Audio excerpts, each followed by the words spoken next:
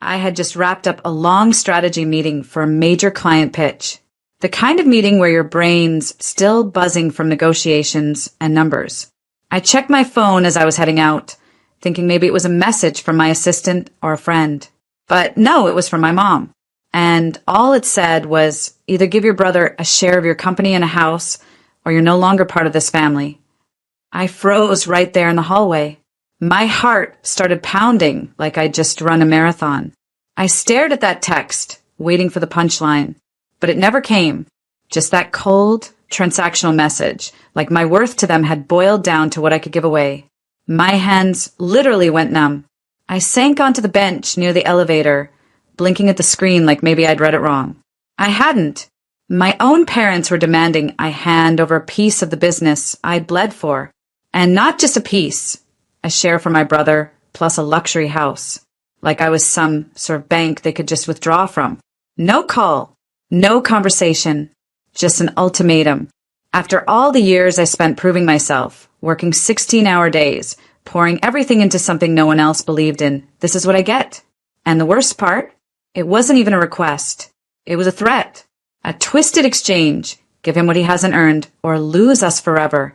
I felt betrayed, humiliated, and yet, beneath the rage, something else crept in. Clarity. This wasn't about love. This was about power. And maybe, just maybe, it was time to take mine back. All I could think about were the years I spent clawing my way up from nothing. I wasn't born into wealth. I wasn't handed a business plan or a safety net. I started with 2 hands, a cheap laptop, and a dream nobody but me took seriously. Not even my parents. I still remember my dad's voice the day I told him I wanted to start my own company. He scoffed, "Nicole, you're not cut out for that kind of life. You need stability, not wild ideas." And my mom? She didn't even respond. Just that tight smile that said, "You'll grow out of this." So I worked. Hard. I took 2 jobs just to keep the lights on while building my dream at night. I missed birthdays, weddings, family vacations. I ate dinner alone in tiny apartments. I cried on bathroom floors when clients ghosted me, when rent was overdue, when nothing was working, but I kept going anyway. I poured everything into this business, my time, my savings, my health. There were nights I didn't sleep, mornings I woke up shaking from anxiety. And through it all, my brother? He was out partying, burning through money, living like life owed him luxury, just because he was born with a Y chromosome. No one said a word then. They watched me suffer in silence. They never lifted a hand, never offered help. But now that I've built something strong, stable, and thriving, they want to waltz in and give a chunk of it to the golden boy who never even showed up? My brother never lifted a single finger for me. Not once. And now my parents are acting like it's my duty to reward his laziness with everything I've earned? It wasn't just insulting. It was heartbreaking. And for the first time, I stopped asking why they didn't support me. I started asking why I kept letting them treat me like I didn't matter. Growing up, I learned early on that being the daughter meant playing a different game with different rules. If my brother got a C on a test, my mom would pat his shoulder and say, "He's doing his best." If I got an A-, she'd frown and ask, "Why not an A?" When he crashed his car at 19, Dad laughed. "Boys will be boys." When I missed curfew by 15 minutes, I got grounded for a week and a long lecture about reputation and how girls should behave. He was allowed to be messy, loud, immature. I had to be polished, quiet, obedient. He got praised for mediocrity. I got silence for achievements. I remember once I brought home an award from a statewide competition. I had worked on that project for months. I stood on stage, shaking, holding a plaque with my name on it.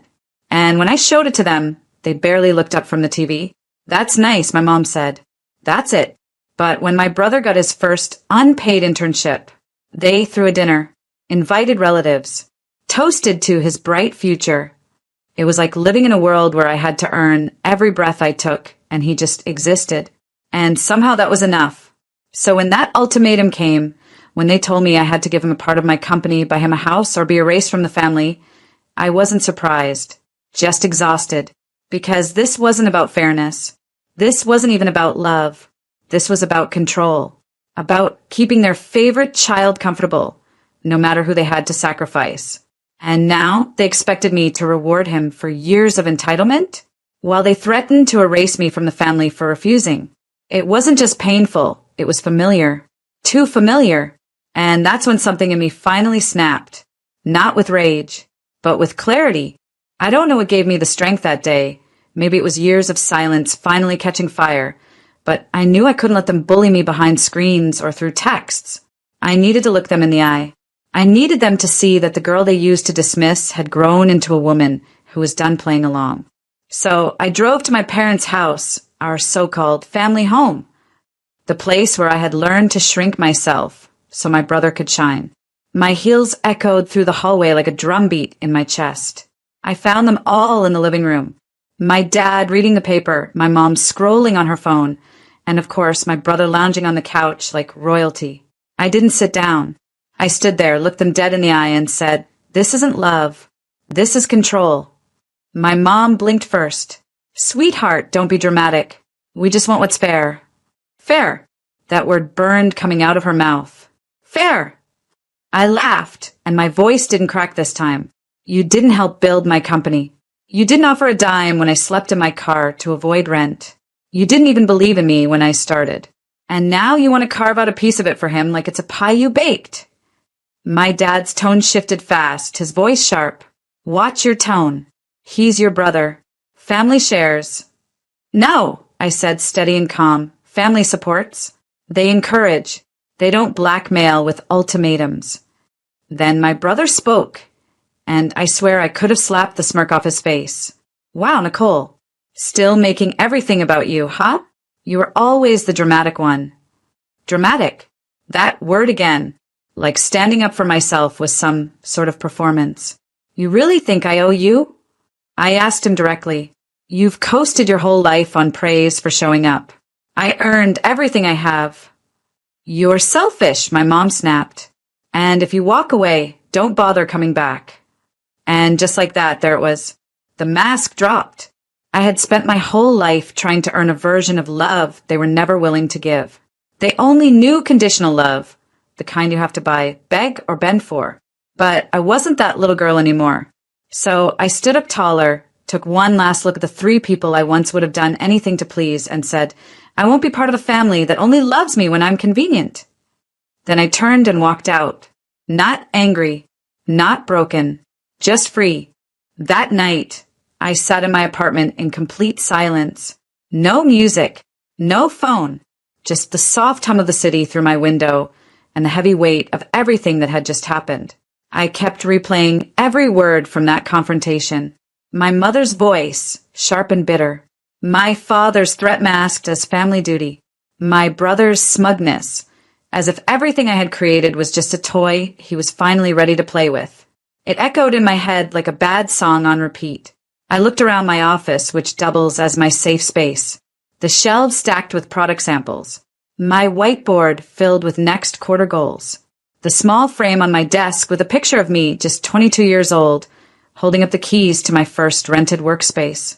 I stood there in ripped jeans and a $10 hoodie, grinning like I just won the lottery. Next to that was the receipt from my first sale.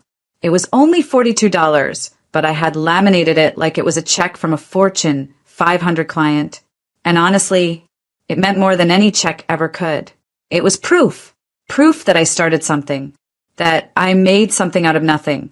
And yet, even surrounded by that evidence of growth, of effort, of my own damn brilliance, I felt it creeping in again. That stupid, invisible ache. I was still that little girl begging for their approval.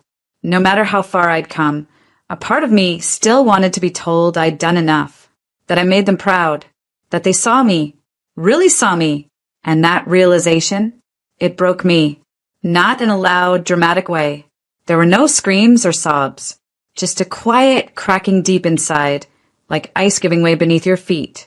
I curled up on my couch and let the tears fall, not out of weakness, but out of release. Because I finally accepted something I should have learned years ago. I didn't need their approval. I needed peace. I needed to stop chasing love with conditions. I needed to stop proving my worth to people who had already decided to ignore it. I needed to reclaim myself from their expectations, from their manipulations, from that twisted version of family that kept trying to sell me. I poured a glass of wine, sat by the window, and stared out into the night. The city lights blinked like stars trapped on Earth. And for the first time in a long time, I didn't feel small under them. I felt steady. I felt real. And right then, I made a promise to myself. No more shrinking. No more silence. No more giving just to be tolerated. I was done letting anyone, even blood, dim the light. I nearly lost everything to ignite. The next morning, I didn't cry. I didn't hesitate. I woke up with a clarity I hadn't felt in years, maybe ever. It was like something in me had finally clicked. I wasn't going to plead anymore. I wasn't going to argue. I was going to protect what I built, and I was going to do it smart. First, I called my lawyer. I'd hired him once before when I was setting up my business, but this time the call felt different. This wasn't just about legal advice. This was about reclaiming control, about securing everything I had spent years pouring my soul into.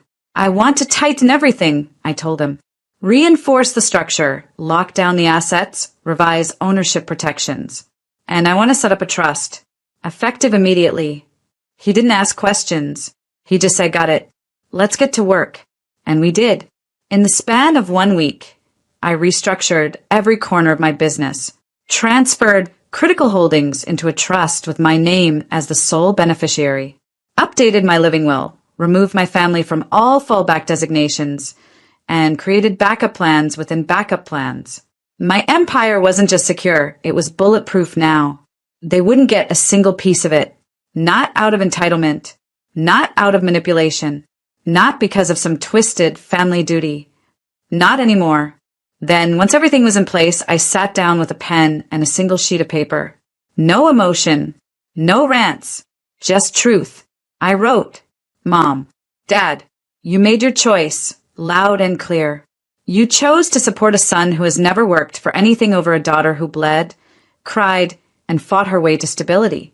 You gave me an ultimatum. And now I'm giving you my response. I will not hand over what I built. I will not reward entitlement. And I will not stay in a family that treats love like leverage. This isn't revenge. It's a boundary. Effective immediately, I'm stepping away. No contact. No drama. Just silence. Take care. I signed it, folded it, sealed the envelope, and mailed it. No message. No heads up. Just a clean, final goodbye tucked in a plain white envelope. There was something unbelievably freeing about it. I didn't wait for a response. I didn't need one. I knew they'd read it. And for the first time, they'd realize that I wasn't bluffing, that their control over me had expired. When you stop reacting, people start listening. When you stop explaining, they panic. And when you stop giving them access to your peace, it hits different. I didn't post online. I didn't call anyone for validation. I simply moved forward. And the silence that followed, it was beautiful. No guilt texts. No fake apologies.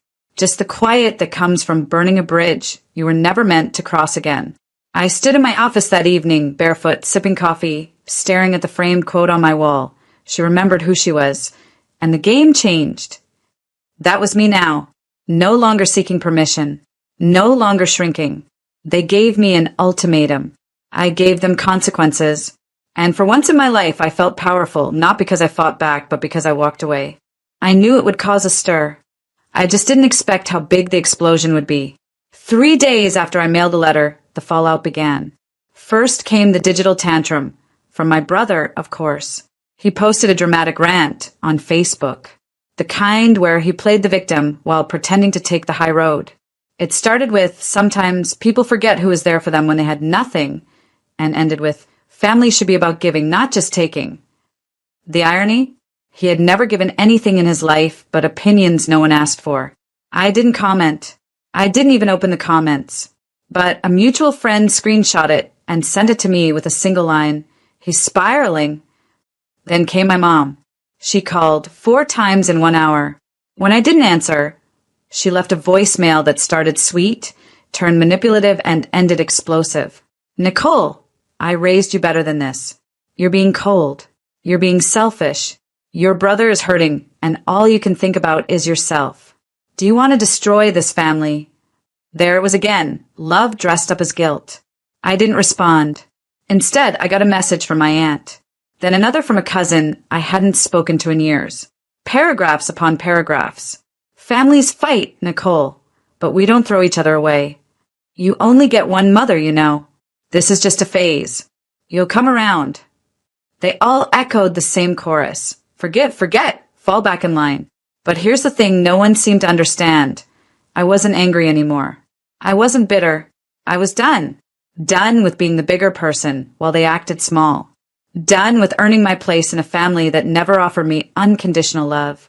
Done with being gaslit into thinking boundaries meant betrayal. So I stayed quiet until I didn't.